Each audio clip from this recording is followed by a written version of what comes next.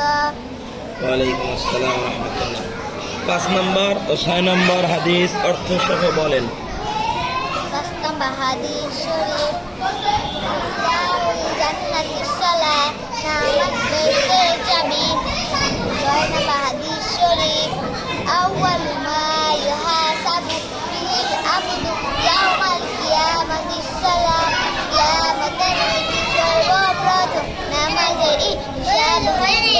হাদিস 8 নম্বর হাদিস শরীফ, আদ-দুআউ ওয়াল ইবাদাহ ওয়া ইবাদাত। 4 নম্বর হাদিসটি বলেন। 4 নম্বর হাদিস শরীফ, 4 নম্বর হাদিস বলেন।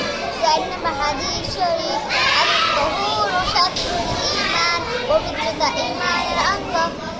নিদ্রা হইতে জাগ্রত হইলে কোন দোয়া পড়িতে হয়?